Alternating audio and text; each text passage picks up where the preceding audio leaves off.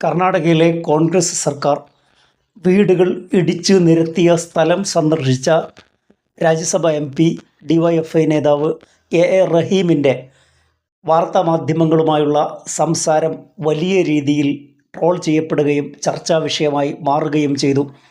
Rajya Sabha M പിയായ A റഹീമിൻ്റെ വിദ്യാഭ്യാസ യോഗ്യതയും അദ്ദേഹത്തിന് ഇംഗ്ലീഷ് കമ്മ്യൂണിക്കേറ്റ് ചെയ്യാനുള്ള കഴിവില്ല എന്ന രീതിയിലാണ് ആ ട്രോളുകൾ അത്രയും വരുന്നത്. ഈ വിഷയത്തെ മൂന്നായി കാണാൻ ഞാൻ ആഗ്രഹിക്കുകയാണ്. ഒന്ന്, വ്യക്തിപരമായ വിഷയമാണ്. ഒരാൾക്ക് ഇംഗ്ലീഷ് സംസാരിക്കാൻ കഴിയുക എന്നത് അദ്ദേഹത്തിൻ്റെ സ്കില്ലാണ്. അത് അറിയാതിരിക്കുക എന്നത് വ്യക്തിപരമായ ഒരു ന്യൂനതയോ കുറവോ അല്ല. നമുക്ക് സ്വിമ്മിങ് പോലെ, ഡ്രൈവിംഗ് പോലെ വ്യക്തിപരമായി ഒരാൾ നേടിയെടുക്കുന്ന അദ്ദേഹത്തിൻ്റെ സ്കിൽ ഡെവലപ്മെൻറ്റുമായി ബന്ധപ്പെട്ട കാര്യമാണ്. രാജ്യസഭ എം പി ആയിരിക്കുന്ന ഒരാൾ, പാൻ ഇന്ത്യയിൽ പ്രവർത്തിക്കാൻ ആഗ്രഹിക്കുന്ന ഒരാൾ, അദ്ദേഹത്തിന് ഭാഷാപരമായ കഴിവുണ്ടാകുന്നത് അഭികാമ്യമാണ്. എനിക്ക് ഭാഷാപരമായ പരിമിതികളുണ്ടെന്നും അത് പരിഹരിക്കാൻ ഞാൻ ശ്രമിക്കുമെന്നും അദ്ദേഹം പറയുമ്പോൾ ആ വിഷയം അവിടെ അവസാനിക്കുകയാണ്. മനുഷ്യരുടെ ദുഃഖങ്ങളും ദുരിതങ്ങളും കാണാൻ ഭാഷാപരമായ പരിമിതികളെ മറികടന്നുകൊണ്ട് മനുഷ്യവികാരത്തിൻ്റെ ഭാഷ മനസ്സിലാക്കാൻ കഴിയും എന്ന് അദ്ദേഹം വിശദീകരിക്കുന്നു. ലോകത്തുള്ള എല്ലാ മനുഷ്യരുടെയും ദുഃഖങ്ങൾക്കും ദുരിതങ്ങൾക്കും ഒരേ ഭാഷയാണ്. ആ ഭാഷ മനസ്സിലാക്കാൻ ഏതെങ്കിലും ലാംഗ്വേജ് സ്കിൽ ഉണ്ടാകണമെന്നില്ല. നമുക്കുണ്ടാവേണ്ടത് മാനവികമായ വികാരമാണ്. പേർഷ്യൻ കവിയായ സയദി ഷിറാസിയുടെ കാവ്യം ഓർത്തുപോവുകയാണ്. യുണൈറ്റഡ് നേഷൻസിൻ്റെ ആസ്ഥാനത്ത് പ്രദർശിപ്പിച്ച കവിതയാണ് സയദി ഷിറാസിയുടെ കവിത. ആ കവിതയിൽ പറയുന്നത്, ഈ ലോകത്തുള്ള മുഴുവൻ മനുഷ്യരും ഒരൊറ്റ ശരീരമാണ്. ബനു ആദം ആസാദീകറന്ത്, ലോകത്തുള്ള മുഴുവൻ മനുഷ്യരും ഒരൊറ്റ ശരീരമാണ് എന്നാണ് അദ്ദേഹം പറയുന്നത്. ശരീരത്തിൻ്റെ ഏതെങ്കിലും ഒരു ഭാഗത്ത് മുറിവോ വേദനയോ ഉണ്ടായാൽ ശരീരമൊട്ടാകെ ആ വേദനകൾ അനുഭവിക്കുന്നു. ഒരൊറ്റ അവയവത്തിന് പറ്റുന്ന പരിക്ക് മറ്റ് ശരീരഭാഗങ്ങളെ ബാധിക്കുന്നത് പോലെ ലോകത്തുള്ള ഏതെങ്കിലും ഒരു മനുഷ്യൻ്റെ ദുഃഖവും ദുരിതവും ഈ മനുഷ്യ ബോഡിയാകുന്ന സമൂഹത്തിന് ലോകത്താകമാനം ദുഃഖമാകണം. അതാണ് ബനു ആദം എന്ന കവിത പറയുന്നത്. ആരുടെയെങ്കിലും ദുഃഖമോ ദുരിതമോ നിങ്ങൾക്ക് വേദനയായി തോന്നുന്നില്ലെങ്കിൽ ആ ദുഃഖങ്ങളോടും ദുരിതങ്ങളോടും നിങ്ങളുടെ സമീപനം ബേഗമി, നിങ്ങൾ നിസ്സംഗനായി ഇൻഡിഫറൻ്റായി നിൽക്കുകയാണെങ്കിൽ അദ്ദേഹത്തിൻ്റെ അടുത്ത ചോദ്യം നഷായത് കനാമത് നെഹദ് ആദമി, നിങ്ങളെപ്പറ്റി മനുഷ്യൻ എന്ന് വിളിക്കാൻ പറ്റുമോ? Are you deserve the name of human?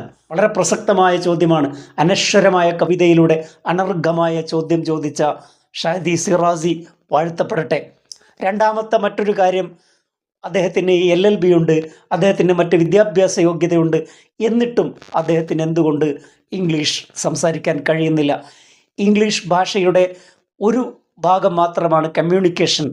ഒരാൾക്ക് ഇംഗ്ലീഷിൽ സംസാരിക്കാൻ കഴിവില്ല എന്നതിന് അർത്ഥം അദ്ദേഹത്തിന് ഇംഗ്ലീഷിൽ പ്രാവീണ്യമില്ല, വായിക്കാൻ അറിയില്ല എന്നല്ല.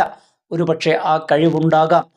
പളുരുത്തിയിലെ സെൻറ്റ് റീത്താസ് സ്കൂളിലെ പ്രിൻസിപ്പൽ വലിയ വായിൽ മാധ്യമങ്ങളോട് ഇംഗ്ലീഷിൽ സംസാരിച്ചു. മലയാള മാധ്യമങ്ങളോടായിരുന്നു. അന്ന് അവർ പറഞ്ഞത് പൊട്ടത്തെറ്റായിരുന്നു. ഇംഗ്ലീഷ് പഠിപ്പിക്കുന്ന, ലോകോത്തര വിദ്യാഭ്യാസം നൽകുന്നു എന്ന് അവകാശപ്പെടുന്ന സ്കൂളിൻ്റെ പ്രിൻസിപ്പൾക്ക് ഇംഗ്ലീഷ് സംസാരിക്കാൻ അറിയില്ലായിരുന്നു. അവരെ തുറന്നു കാട്ടപ്പെട്ടു. അന്ന് ആ പ്രിൻസിപ്പളിനെ അനുകൂലിച്ച ആളുകൾ, കൈയടിച്ച ആളുകൾ, ഓ എന്ത് നല്ല ഇംഗ്ലീഷ് എന്ന് പറഞ്ഞുകൊണ്ട് കൈയടിച്ചവരാണ് ഇന്ന് റഹീമിനെ ട്രോളാൻ വരുന്നത് എന്ന വൈരുദ്ധ്യവും അതിലുണ്ട്. അന്ന് പണിക്കറയോ ശങ്കരനെയോ മറ്റാരെയും നമ്മൾ കണ്ടില്ല. പ്രിൻസിപ്പളിന് ഏറ്റവും വലിയ അവാർഡ് നൽകാൻ ഒരുങ്ങിയ പാർട്ടിക്കാരും ഈ ട്രോളിൽ പങ്കെടുക്കുന്നുണ്ട്. അവരുടെ നേതാക്കന്മാർ പാർലമെൻറ്റിൽ എങ്ങനെ സംസാരിക്കുന്നു, അവർക്കൊക്കെ ഈ പ്രാവീണ്യമുണ്ടോ എന്ന കാര്യം നമ്മൾ പരിശോധിക്കേണ്ടതാണ്. പാൻ ഇന്ത്യയോട് സംസാരിക്കാനുള്ള ഭാഷ നമുക്കുണ്ടാവണം. ദുഃഖകരമെന്ന് പറയട്ടെ, മലയാളികളിൽ നിന്ന് ലോകത്തോടും ഇന്ത്യയോടും സംവദിച്ച രണ്ട് വ്യക്തിത്വങ്ങൾ മാത്രമേ ഉള്ളൂന്ന് ശശി തരൂരാണ്. രണ്ടാമത്തത് അരുന്ധതി റോയിയാണ്. ഇവർക്കല്ലാതെ മറ്റാർക്കും ഇന്ത്യയോടും ലോകത്തോടും സംസാരിക്കാൻ കഴിഞ്ഞിട്ടില്ല എന്നത് നമ്മുടെ ഒരു പരിമിതിയായി നമ്മൾ കാണണം. കാരണം നമ്മുടെ ഇന്ത്യയിൽ പരിഗണിക്കപ്പെടുന്ന ലിംഗ്വ ഫ്രാങ്ക ഇംഗ്ലീഷാണ്. കർണാടകത്തിൽ പോയി ഹിന്ദി സംസാരിച്ചാൽ അത് നടക്കില്ല, തമിഴ്നാട്ടിൽ നടക്കില്ല. വ്യത്യസ്ത ഭാഷകൾ സംസാരിക്കുന്നവർക്കിടയിലുള്ള ഭാഷയെപ്പറ്റിയാണ് ലിംഗ്വ ഫ്രാങ്ക എന്ന് പറയുന്നത്. അത് ലാംഗ്വേജുമായി ബന്ധപ്പെട്ടവർക്കറിയാം. അപ്പോൾ ഇംഗ്ലീഷ് ഏതാണ്ട് നമ്മുടെ ഒരു ലിംഗ്വ ഫ്രാങ്കയാണ്. നമ്മളെങ്ങനെ ഭാഷ പഠിക്കുന്നു എന്നത് വളരെ പ്രധാനപ്പെട്ട വിഷയമാണ്. നമ്മൾ ഇംഗ്ലീഷ് പഠിക്കുമ്പോഴും പഠിക്കുന്നത് മലയാളമാണ്. മലയാളത്തിൽ ആലോചിച്ച് അത് ട്രാൻസ്ലേറ്റ് ചെയ്യുന്ന മെത്തേഡാണ് പലപ്പോഴും ഉപയോഗിക്കുന്നത്. ആ ഭാഷയിലെ വിചാരങ്ങൾ പങ്കിടുകയും ആശയവിനിമയം നടത്തുമ്പോൾ മാത്രമേ ഭാഷ നൈസർഗികമായി സ്വാഭാവികമായി നമ്മിൽ നിന്ന് വരികയുള്ളൂ. അത് ഫ്ലുവൻസിയുമായി ബന്ധപ്പെട്ട വിഷയമാണ്. അത് പരിഹരിക്കപ്പെടേണ്ടതാണ്. ആ ഭാഷാ പഠനത്തിൽ അല്ലെങ്കിൽ കമ്മ്യൂണിക്കേഷൻ സ്കില്ലിൽ പിന്നോട്ട് പോകുന്നത് നമ്മുടെ ആശയങ്ങൾ ഇന്ത്യയിലേക്ക് എത്തിക്കാൻ, ലോകത്തേക്ക് എത്തിക്കാൻ നാം പരിമിതരായി നിൽക്കേണ്ടി വരും. അതുകൊണ്ട് ഭാഷാപരമായ പരിമിതിയെ കമ്മ്യൂണിക്കേഷൻ സ്കിൽ നേടിയെടുക്കുന്നത് അഭികാമ്യമാണ്. മൂന്നാമത്തെ മറ്റൊരു വിഷയം, ഇംഗ്ലീഷുമായി ബന്ധപ്പെട്ട് നമ്മൾ ചിന്തിക്കുന്ന ചില തെറ്റായ ധാരണകൾ കൂടി തിരുത്തപ്പെടേണ്ടതുണ്ട്.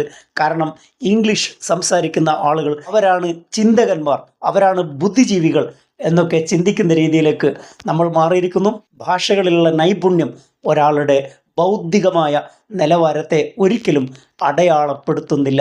അനുത്തമമായ നോവൽ എന്ന് വിശേഷിപ്പിക്കപ്പെടുന്നത് ടോൾസ്റ്റോയിയുടെ അന്നാ കരനീനയാണ്. അന്നാ കരനീന റഷ്യൻ ഭാഷയിൽ വിരചിതമായതാണ്. ലോകോത്തര സാഹിത്യങ്ങളിൽ ഉന്നതമായ ദസ്തയോവസ്കിയും ലിയോ ടോൾസ്റ്റോയും ഒക്കെ എഴുതിയത് ഇംഗ്ലീഷിലായിരുന്നില്ല, റഷ്യയിൽ ആയിരുന്നു. ലാസ്നോ ക്രസ്നഹോർക്കായി എന്ന ഹംഗേറിയൻ എഴുത്തുകാരനാണ് കഴിഞ്ഞ വർഷത്തെ സാഹിത്യത്തിനുള്ള നൊബൽ പ്രൈസ് കിട്ടിയത്. അദ്ദേഹത്തിന് ഇംഗ്ലീഷ് കാര്യമായി വശമില്ലാത്ത ആളാണ്. എന്നാൽ നൊബൽ പ്രൈസ് വിന്നർ യോൻ ഫസയാണ്. യോൻ ഫസയുടെ എഴുത്ത് എത്ര സുന്ദരമായ എഴുത്താണ്. ഫുൾ സ്റ്റോപ്പില്ലാതെ 60-ലധികം പേജുകൾ എഴുതാൻ കഴിവുള്ള ആളാണ് യോൻ ഫസെ. യോൻ ഫസെ എഴുതുന്നത് ഇംഗ്ലീഷിൽ അല്ല. അതുകൊണ്ട് ഇംഗ്ലീഷ് അറിയുന്നവർ മാത്രമാണ് ലോകത്തെ കേമന്മാർ, അവരാണ് ബുദ്ധിജീവികൾ എന്ന് നമ്മൾ തെറ്റിദ്ധരിക്കാനും പാടില്ല. എഴുത്തുകാരൻ്റെയും പ്രഭാഷകൻ്റെയും ആയുധം വാക്കുകളാണ്. ആ വാക്കുകൾ സാന്ദർഭികമായി ഒഴുകി വരിക എന്നത് വലിയ ഒരു പ്രാക്ടീസിൻ്റെ ഭാഗമാണ്. ഉചിതമായ വാക്കുകൾക്ക് വേണ്ടിയുള്ള ധ്യാനമാണ് എഴുത്ത് എന്ന് ഫ്ലോബർട്ട് പറഞ്ഞിട്ടുണ്ട്. വാരിധി തന്നിൽ തിരമാലകൾ എന്ന പോൽ തോന്നേണം പദാവലി കാലേ കാലേ എന്നാണ് എഴുത്തച്ഛൻ ധ്യാനിച്ചത്. മറ്റൊരു വിഷയവുമായി അടുത്ത എപ്പിസോഡിൽ. Thank you for watching.